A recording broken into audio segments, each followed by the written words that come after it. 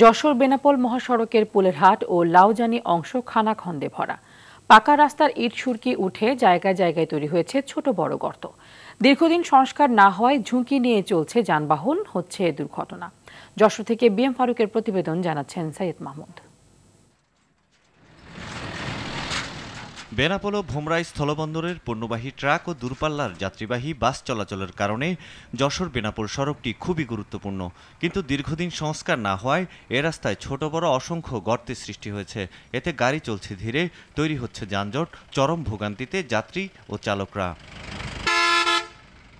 শুধু যানজট নয়, ভাঙা রাস্তায় প্রতিদিনই কোনো না কোনো দুর্ঘটনা ঘটছে বলে জানায় স্থানীয়রা। এছাড়া নষ্ট গাড়ি মেরামতে অতিরিক্ত টাকা গুনতে হচ্ছে চালকদের। কিন্তু রাস্তার কোনো লোক নেই দেখার, বুঝছেন? রাস্তার কোনো জনগণও দেখে না, সরকারও দেখে না। আমাদের ভোগান্তির কষ্টের সীমা নেই। এই রাস্তার অবস্থায় আজ কয় মাস ধরে একই রকম অবস্থায় আছি। এই রোডে অনেক সময় লোড গাড়ি যেতে গেলে ভেঙে পড়ে থাকছে।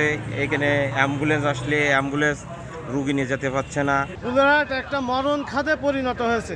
প্রতিদিন 4-5টা করে অ্যাক্সিডেন্ট হয়। আজকেও একটা অ্যাক্সিডেন্ট হয়েছে চাষবাসের করতে।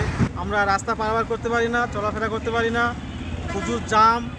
দ্রুতই এ বিষয়ে কার্যকর পদক্ষেপ নেবার কথা জানান সড়ক ও জনপথ বিভাগের এই কর্মকর্তা। দরপত্র মূল্যায়ন শেষে আমাদের ঠিকাদার নিয়োগ হলে আশা করি আগামী 3 মাসের মধ্যে পুলেরহাটের কার্যক্রম সম্পন্ন হবে।